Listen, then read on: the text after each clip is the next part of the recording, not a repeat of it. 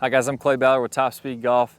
I know you guys have seen the tour players before. Ernie Els comes to mind, who have these really smooth golf swings, but they're absolutely crushing the ball. In today's video, I'm going to show you just how to do that. I got some great tips for you, some really good drills, and I got the #1 key. There's an actual technical piece that if you're doing this incorrectly, it'll be almost impossible to have a slow, smooth swing and still get some distance. So if every time you slow your swing down, you lose like 30 or 40 yards off your drive, you're probably doing this wrong, and I'm going to share it with you guys next. Let's go ahead and get started.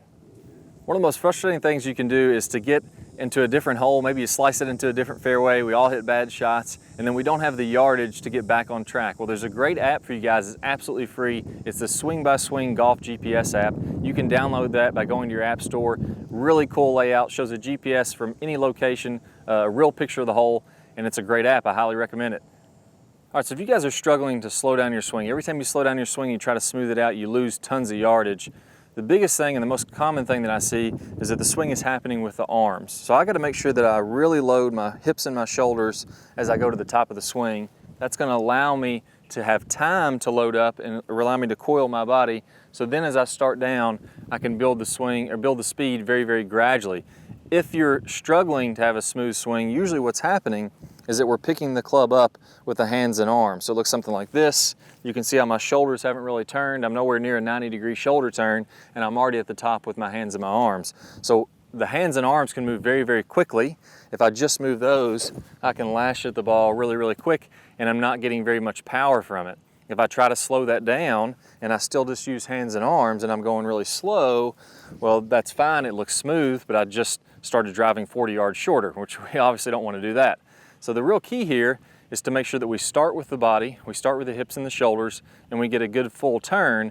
The hands and arms are going to be coming second. So as I set up here, as I start my takeaway, I'm going to focus on my hips, especially my right hip, the right side of my body, my shoulders, and I'm going to make a good full turn, but I'm starting from here and here as I go back, and now you can see as I get to the top, I've really coiled up my body. So I have a 90-degree plus shoulder turn, and I've also loaded my hips, and the hands are kind of trailing along with me. Same thing in the downswing. If we want to smooth that out, we got to make sure that we start down with the left side of our body, our left shoulder. That's going to start the downswing. The first move down is with the body, then the hands and arms are going to follow. The next piece of this is what I call a very slow start, or a very slow transition. So as I'm starting to take the club back, I want my club to be moving very slowly to almost where you can't pick out when the swing starts. So if I'm setting up to an imaginary ball here, as I start my swing, I want it to be very gradual and very smooth. So the first 2 inches of the swing are very slow. As I'm doing my transition, I'm going to do the exact same thing. So as I get to the top of the swing, again, I'm fully loaded up. My first move down, or as I stop going back and start going down, that club is almost going to look like it's pausing.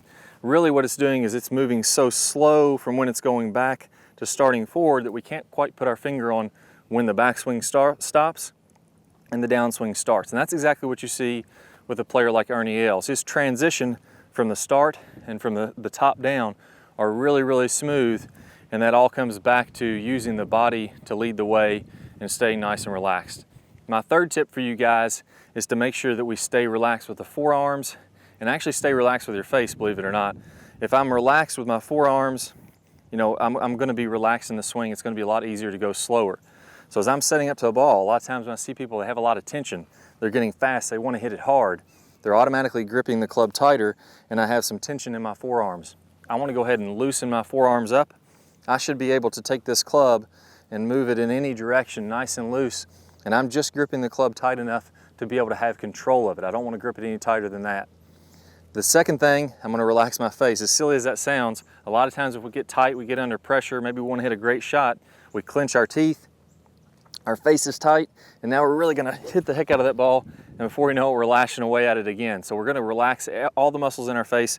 That's actually really going to help you to smooth out that swing very easily. So work on these 3 tips. I'm going to give you some drills next, and you guys are going to really smooth out that swing.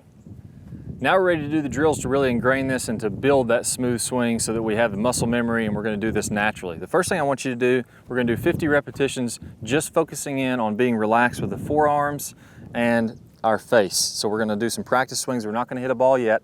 I'm I'm gonna do about 50 repetitions, just making nice, easy swings, focusing on just those two pieces. After I've done that and I've got pretty comfortable, I'm gonna do another 50 repetitions, focusing on a really smooth first couple inches as I start back and a really smooth first couple inches as I start down. So again, I'm not gonna hit the ball here yet. 50 reps, really slow transitions. And then I'm gonna make a good full finish all the way on around. Now finally, after I do that, I gotta make sure that I get a good turn with my body. If I'm really smooth and I don't turn my body, I'm gonna lose tons of yardage. If I'm smooth and I turn my body, I'm gonna have a great, powerful swing. So in the last 50 reps, I'm gonna focus in on turning my chest and my hips, what feels like completely away from the target. I know this is scary for some people who may be first starting out, to getting turned away from the ball like that or away from your target. But you gotta trust me, it's gonna build some big power. It's gonna be the key to being smooth with your swing. So we'll go ahead and do another 50 repetitions, really loading up, making sure I get at least a 90-degree shoulder turn, good turn away from the target. Then I'm gonna come all the way on through to a good full finish where I'm facing the target as I wind up. That's another 50 repetitions. And then finally, once we've done all those, we're feeling pretty comfortable with it, we're gonna put all three of those pieces together and I'm gonna go ahead and hit a golf ball. So as I set up, I'm gonna focus on being really relaxed with my hands and my arms, making a good full turn, and I'm gonna make a swing. There we go. Nice smooth transition, good load with the body going back, and that was pretty powerful. So we'll go ahead and hit one more. Again, nice smooth transitions, good full turn. There we go, hit those pretty well. Do those reps, it's gonna smooth out your swing, you're gonna be really powerful. Good luck to you guys. So I really hope you guys enjoyed this video. And if you did, I got an even better bonus for you. Once we smooth out that swing, we get some nice solid contact. Now we're ready to add tons of lag, really ramp up your speed so you're gonna be crushing the ball. And I have a free video that's gonna pop up in a second. A preview of that video is gonna pop up. Click the link in the right-hand side of your screen or down below in the description. You'll be able to watch that entire video free of charge. Good luck to you guys, and I'll see you all in that lag video. Hi guys, and welcome back. I'm Clay Ballard, and in today's video we're going to talk about one of the absolute worst drills for creating lag. It's a very common drill that I see, and in this drill what we're going to do is we're going to set the wrist very early to create an angle of lag, and then we're going to try to hold this throughout the swing. It's one of the worst things that you can do to build lag. I'm going to talk about the science behind why this is the case, and I'm also going to give you a great drill to help you improve your lag, all in this video. Let's go ahead and get started. If I do it this way versus holding that position, exact same thing happens when we're building lag in the golf swing. So what we want to do is throughout the swing, I want to have a very low and wide takeaway. So I'm not going to set my wrist early at all. If you look at a lot of the top players, you look at Adam Scott, very wide takeaway, not very much wrist set at all. You look at Rory McIlroy, you look at Tiger Woods.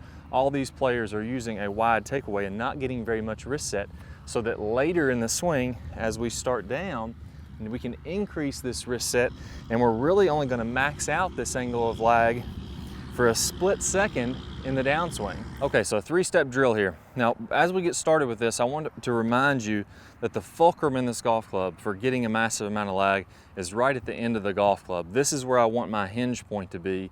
I want to use the full length of this club to build lag and then release lag.